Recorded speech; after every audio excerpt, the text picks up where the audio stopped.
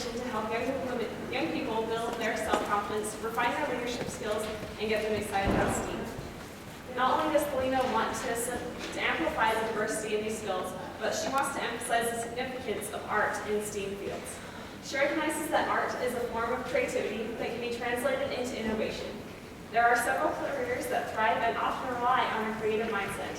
Artists and designers help bring STEM to life, rather than it is a digital animation or in biodesign. Thelina wants to help make the connection that art is truly relevant. Thelina is an ambitious and perseverant young woman who is constantly seeking ways to make a positive impact in the community and grow as a leader and catalyst. Through her STEAM initiatives, Thelina has accomplished many things, such as chartering the University of Utah's first National Society of Black Engineers Collegiate Chapter and reactivating the University of Utah's Society of Women Engineering Collegiate Section. Thelina has held several leadership roles in the community.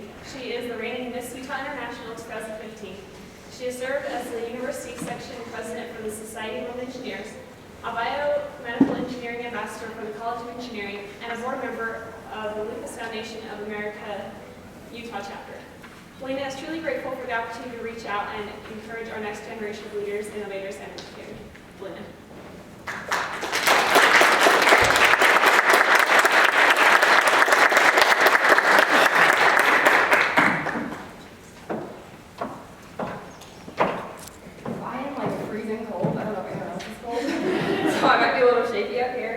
Besides being nervous.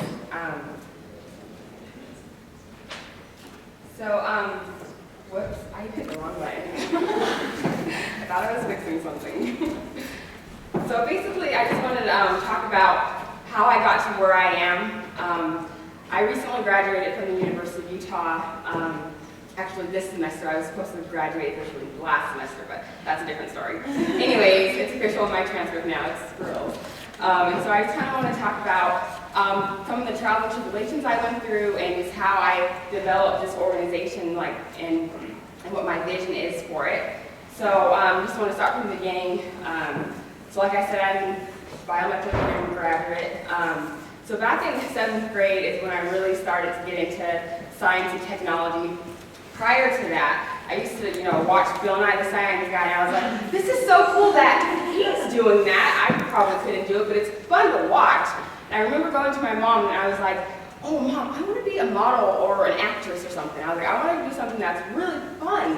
And she's like, Thelina, how about you explore, science or math, expand your mind a little bit. And I was like, well, I want to do something that's fun. But I didn't realize fun could be engineering, fun could be science. And so I joined Mesa, and I remember in 7th grade, I hated my earth science class. I was like, what are we learning? This is not cool. And so I was told, join Mesa, they have hands-on activities, we do all kinds of things, and I was like, what is Mesa? Is there anyone else that's going to be there? So I showed up, and there was 3 students, and I'm like, what is going on? But there were snacks, so I was like, I'll stay. So I stayed, and I listened to the orientation. I ended up really liking it. We built little mouse trap cars and tried to launch eggs using straws and toothpicks and all this weird stuff. But it was really cool, problem solving. And I was like, what is this called? What is this? And my teacher was like, this is engineering, this is science, this is technology, and this is also math. And so she helped me connect the dots of what STEM was and what MESA stood for. So fast forward 12 years later, I'm still involved in MESA affiliated organizations. And so going to the University of Utah, I was super excited. I was like, I was in Mesa, I'm gonna go to the U and it's gonna be awesome, but I wasn't really sure about going to the U. Originally, I was interested in biotechnology. I was like, I wanna be a genetic engineer. I didn't even know what that means exactly, but I wanna do it, I'm gonna learn. And so, anyhow, I was kind of torn between 2 different schools, but I went to this camp called High Gear. It was hosted at the University of Utah in 2009. And I learned about all the different fields of engineering. Because when I thought of engineering, I was like, this is building stuff, kind of like in Mesa, you just build stuff. Maybe I could build buildings, maybe, architect, but I learned about bioengineering, chemical engineering, mechanical engineering, how it all connects, and what engineering really means, problem solving in different aspects of life. And so I was like, okay, I really like biomedical engineering. It's healthcare, you have your biology, it really integrates so many different fields. I'm like, this is awesome, sign me up. So I decided to go to the University of Utah. I had no scholarships because I received one from UVU, unfortunately that did not transfer over, so I was like, what am I doing? So anyhow, I stayed at the U and I was like, there's no Mesa. I was like, there's this thing called STEP, but there's no members. There's something about SWE, but there's no meetings. Like, what is this? So I went to the outreach coordinator and I was like, I want to join SWE. Like, where's SWE? And she's like, well, SWE's been inactive for a very long time. There's 4 interested people, but it's not really structured. And I was like, how can I help? So I remember sending this email to this girl. Never got a response, but then months later, towards the end of the year, she's like, you're president. And I was like, what? I was like, okay, what does that even mean? And so I spent the whole summer outlining what I wanted SWE to look like. And I didn't even realize that there was such a strong national organization, and now they're international now. But I was like, I want this SWE to look this way here on this campus. So I spent a lot of my time over the summer organizing that. I solicited volunteers, I made a board. And I did a lot of things wrong. I did not know what leadership meant. I thought it was just write stuff down, hands on a paper, and say, you do this, you do that. That is not leadership. That is being rude to people. So, I did not make a lot of friends that year, I'm not going to lie. But in retrospect, looking back, I was very successful. I learned what leadership was by empowering people. I learned from my mistakes. I failed, but I failed forward. So looking now at the University of Utah chapter, it's amazing. There's over 70 members. There's members that are going to the national conventions, they're raising money, but it's because I stood up and said, I want to help. And I didn't do it perfectly, I didn't do it perfectly, but I took that risk of trying to do something significant. And so the dean of the College of Engineering approached me and said, you did an excellent job at SWE. And I was like, I have no friends in SWE right now, what do you mean? He's like, no, it's the structure, the fundamental structure that you provided. I want you to bring the National Society of Black Engineers to the University of Utah campus. And I was like, I didn't know there was a National Society of Black Engineers. I've never heard of that. And he's like, yeah. And so I did some research and I was like, okay, I'm gonna use the same SWE model. I did it once, I can do it twice. And so I started, sending out emails, trying to find students. There are not a lot of African American students in Utah. There's 1%. So I was president, I was secretary, I was treasurer, I was the leadership team for a very long time. And so I was like, okay, I gotta expand this. So I started, reaching out to the math department, the science department, and the national, similar to SWE, men can join, and they call it NSBE, the National Society of Black Engineers. Anyone can join, and so it's not just for African American students. So I started reaching out to everyone like, hey, I have this vision, I need your help, can you come to these meetings, participate, and I started getting people involved. So I learned about empowering people. Instead of just saying, go do this, actually sitting down and doing it with them. It's called servant leadership. So instead of just saying, I'm the boss, this is my thing, you're gonna do that, it's, no, let's do this together. And that's how you empower someone and encourage them to then be able to do that in a different area of their life.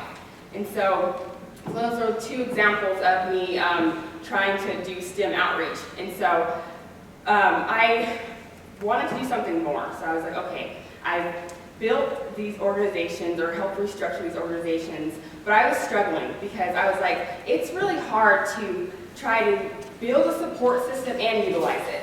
So what I've helped establish at the University of Utah is amazing for future students. But at the time when I was in the midst of doing it, I was struggling in my classes.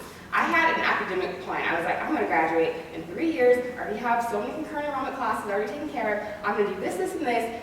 I did not reach any of those goals at all. I graduated way later than I thought, but looking at the experience that I gained and all the people that I've met and the mentors that I have now, it was totally worth it. Yes, my graduation date changed semester to semester, having to retake classes, redo things, but the point is, you cannot aim for perfection, aim for growth. You may have an idea to do something and it can completely change. I wanted to graduate at a specific date. I was like, I'm going to do this competition, I hope I win, I'm going to do this, I hope I have a research article done, I want to do all these ambitious things, and I'm going to get a job right when I graduate. I'm graduated, and I am now the CEO of my own company, but I am not an engineer. Completely different path, absolutely different. And so I want to talk more about how I got to this. And so I joined, I did a pageant, And a lot of people are like, what are you doing? Because I am not a pageant girl, never wore high heels prior to doing a pageant. I was just like,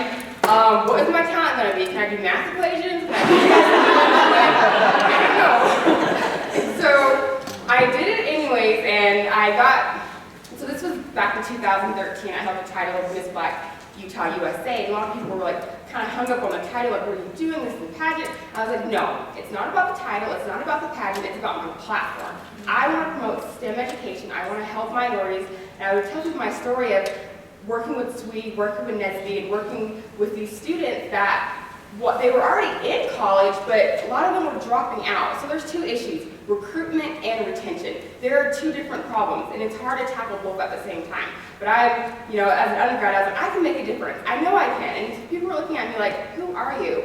But I was like, I want to do this. And so I did the pageant, and I was able to continue my outreach. And then I decided, okay, this is a lot. And so I found people to take on those leadership roles. So like, I can't do this my senior year. I need to wrap up my degree, and I need to graduate at some point. So fast forward to this year, I was crowned Miss Utah International, and I already had a binder. I'm like, these are all my objectives. I was like, I'm going to be out of school. I have a little more time. I want to go to. I literally had a list of like 90 schools that I was going to go to. That is ridiculous, now that I think about it. But I got connected with the STEM Action Center. I did a keynote for the Girl Scouts convention that was held last October, I think it was. I should know I was speaking there, but anyways. I met a lady, and she got me connected with the STEM Action Center. So I just sent an email, and I was like, hi, I'm Thelina. This is my goal. I sent like my platform outline. I met with a couple of representatives, and I brought this binder in. I'm like, I want to do all these things. How can you guys help me get on this track? And they're very nice, and was able to guide me and say, okay, let's take piece by piece. What are you trying to do? And so I wanted to zoom in on one thing because I knew I couldn't go to 90 schools, and I'm very ambitious. I think the sky is the limit, you know. And so I wanted to zoom in on one thing. I was like, okay, I have this idea for a workshop. I'm going to call it self-esteem, and it's an acronym. It's Students Embracing Leadership for Excelling in Science, Technology, Engineering, Art, and Math. Actually, I have a slide for that. I just there it is. So I was like, I want this to be a workshop, something really small scale. And then as I started putting everything together and outlining, I was like, I have a bigger vision for this. And I decided to make it an organization, an outreach organization. And so I recently did a lot of this, state logistics, registering the business, and going through all of that. And I realized I want to dedicate my time to this. Instead of me finding a job as an engineer and just going on my way and saying, I need it, I want to take this moment while I still have this ambition and energy and just pause, turn around, and help those that are behind me or going to be in front of me going into college. Because when I was in college, yes, I was very ambitious. I was trying to do all these things, but internally, I had low self-esteem, low self-confidence, and I struggled with trying to create my own support system and utilize it.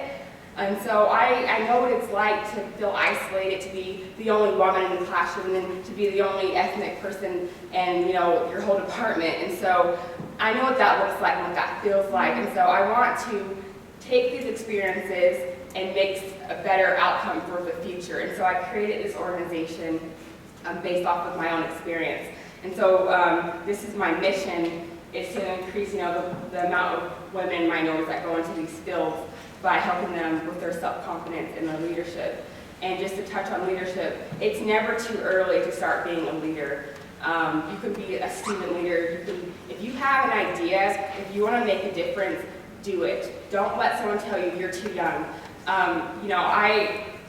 Like I said, I'm really ambitious, but I don't want to be a rare case. A lot of people look at me like, you're rare. You're a woman, you're African American, you come from a poverty-stricken background, which I haven't touched on much yet, but they're like, you're rare. I don't want to be rare. I don't want to be the only one. I want other people to think they can do it too, because you can.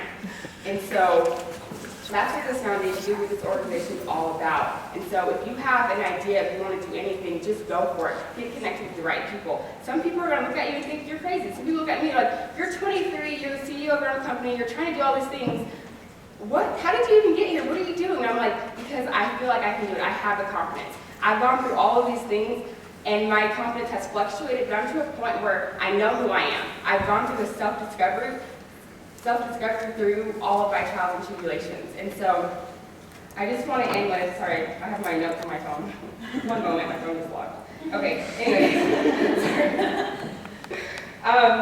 So another thing is within leadership is empowering each other. I mentioned that a little bit. I don't want to dig into that a little bit more. Is oftentimes as women, we think we need to be better than the woman standing next to us. That's not true. We should be helping her.